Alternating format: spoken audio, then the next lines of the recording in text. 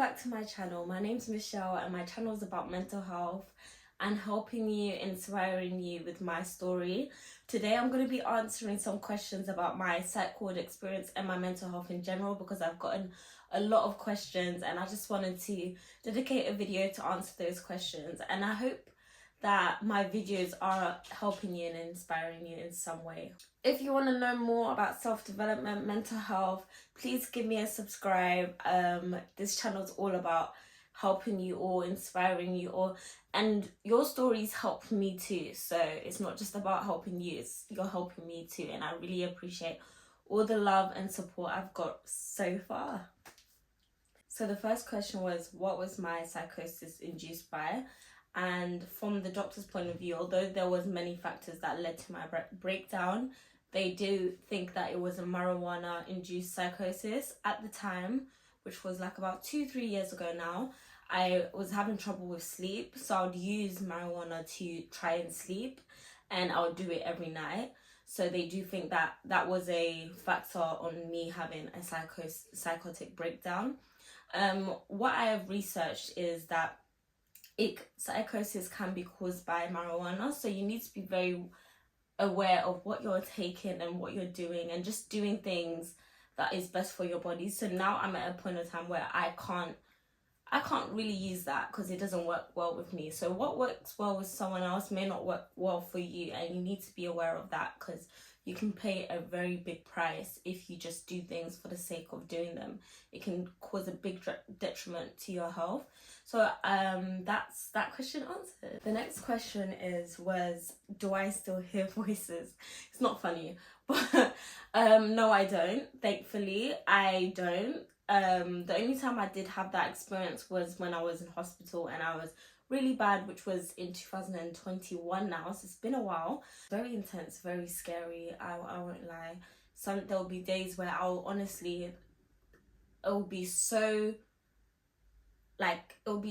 have times where it's so intense that I'm just not acting normal. I can't be normal. It kind of felt like it was demons tormenting me, honestly. Because I'm a spiritual person, I honestly feel like it was a spiritual infliction. Next question, have I been back since? Unfortunately, there was a time where I did go back. Not for as long as I did last time. It was only for 28 days. At the time, I had a lot of stress factors, a lot of things that I really wish I can discuss with you, but I'm not at that point of my journey where I can discuss certain things about my family and about stress and about real life stuff, and I will open up at some point. But I did have a instance where I had to go back, and it was led to not sleeping well, a lot of things stressing me, a lot of anxiety, a lot of things. Just like in life, what I've learned is when you don't take care of yourself, everything else fails. Like when you don't take care of yourself, everything else fails. Like, you need to fill your cup before you try to fill other people's cup. I think we've all heard that one before, but it's so true. When you are not giving back to yourself, you're not taking care of yourself. And taking care of yourself is your sleep, taking care of your diet, taking care of the people that you have around you. Like, that's so important. Your diet is not just your food, but what you absorb, the things you watch online, the people you talk to. All of those things really contribute into your mental well-being. So at that time, I actually had a very bad breakdown again, and when I went back, I was actually diagnosed with something else. It was not a psychotic breakdown. It was not induced by marijuana, because I wasn't taking marijuana. It was genuinely life. It was a life thing, trauma response, and I never expected it, because I was in a very good place. And yeah, it's difficult, because especially when you've come so far away from something, because I was celebrating, I haven't been back since for 2 years, I'm in a good space, and then for it to go crumbling down, it hurts. It did hurt. But sometimes you need to take a few steps back to jump forward. So I don't look at it as a negative experience. I look at it as a necessary experience. Next question is, am I still on medication? So when I left hospital, I was on haloperidol the first time, and I was on that for about a year and 6 months, or a year, 6 months, I'll say.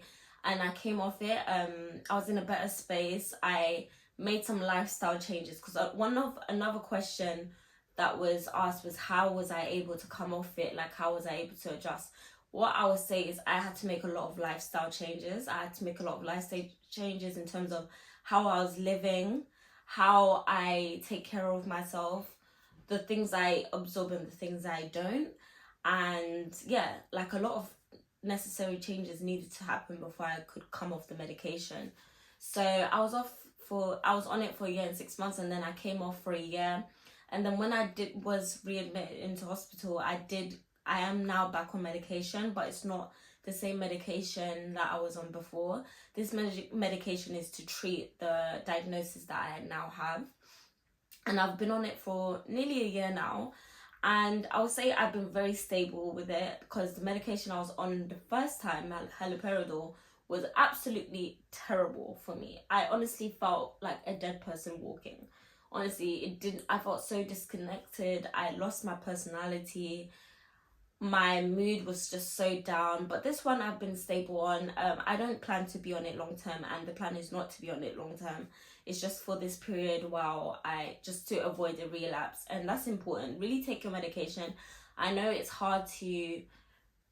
really hard to say, to take medication, because you feel like, is it changing me? But it's really helping. It's helping your chemicals in your body, chemicals in your brain, and the way those medications are to help, it really helps you avoid relapsing again. So really work with your psychiatrist, and if something's not working for you, just be open and honest, because most of the time, if you're open and honest, they might even find something better for you that is better suited, because that's how it works, you know? So just work with your psychiatrist, work with your team, and yeah, hopefully you find the right one for you. But yeah, at this current time, yes, I am still on medication, to answer that. Am I now? So we're in 2024 August, and I feel great. I do feel great, but at the same time, I'm very aware. I'm very self-aware of my triggers. I'm very self-aware of what led me into those places, and because I'm so self-aware of that, I do move with caution. So even though I am great, I do always make sure that I'm giving back to myself. And sometimes giving back to yourself can seem selfish, but it's not. It's the best thing for everyone. Sometimes you need to be a bit selfish to help other people, because when you are conflicted, when you're in a bad place, you're not helping anyone or even yourself. So I am in a great place, but I'm very cautious. I move with caution. I take every day as it comes, one step at a time, all the time. I realize that my race is not a race. Life's not a race. I realize I'm on my own path, in my own journey, and I don't need to look at the next person to compare myself to, because their journey is way different than mine. Their journey is so different than mine, and I can't compare myself, because there was times where I felt like an utter failure. Like, I was looking back in my life and I was like, I feel like a failure. And it was so bad. It lasted for a year, that feeling. It didn't go, it didn't move. And now that I'm not in that place, I am so grateful. Gratitude honestly cures negativity all the time. You need to remain in a state of gratitude and positivity, even when it's hard to. Always think of the best case scenario. Don't dwell in negativity. And I know it's easier said than done, and trust me, I have been in a place where I was in a negative feedback loop. But what I would say, whenever negative thought comes, think 3 positive things.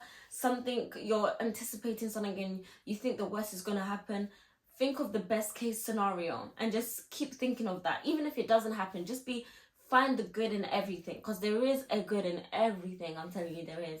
So yeah, just to answer that, I'm great and I'm grateful. I'm grateful for where God has placed me in life. I feel like I'm very blessed, although fair enough, it may not seem like I'm not grateful. It may seem that I don't have much to be grateful for, but I have so much to be grateful for. In fact, that's a lie. You can see in my life there's so much things to be grateful for, and that's what honestly has allowed me to grow and move on from these mental health experiences, is my gratitude and my positivity and faith. Having faith in yourself and having faith in God and having faith in the plans that he has for you is so important. Another question was, do I still think it was a spiritual experience? I think this is going to be nearly the last few questions I'm going to answer. I do think it was a spiritual experience. I think we are all spiritual beings living a human experience, something like that, whatever it goes. But I do think everything is spiritual, and just because we can't see it, the spirits or the things that are unseen, we can't see, doesn't mean it's not real. It was much definitely a spiritual experience. Thinking about how my life was set up around that time and how everything was seemingly going good, and then for some reason it goes bad really quickly.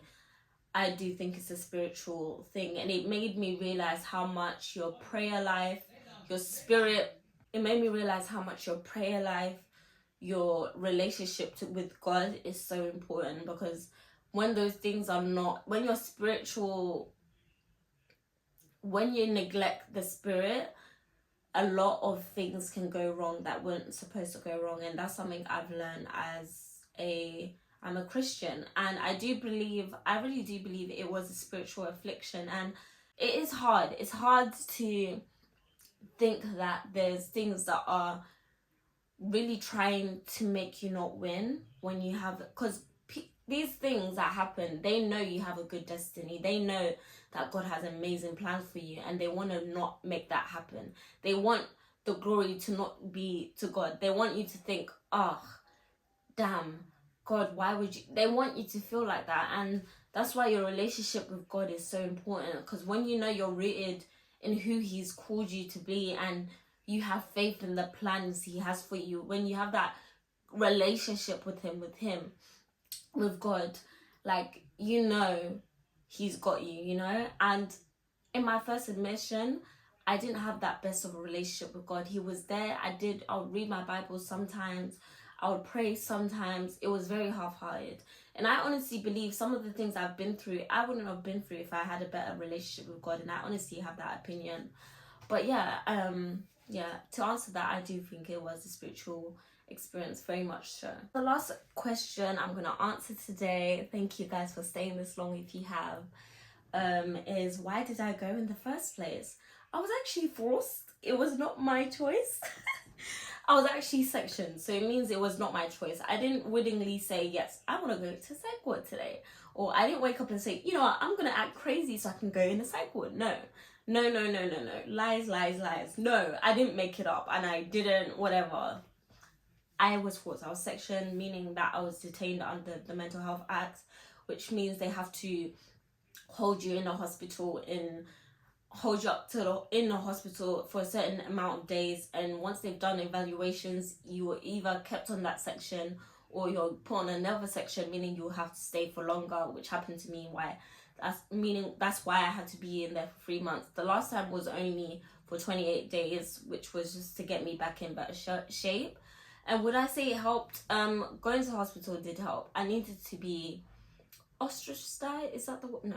I needed to be sectioned away from society. I feel like if I was in society and acting the way I was, I'll be finished.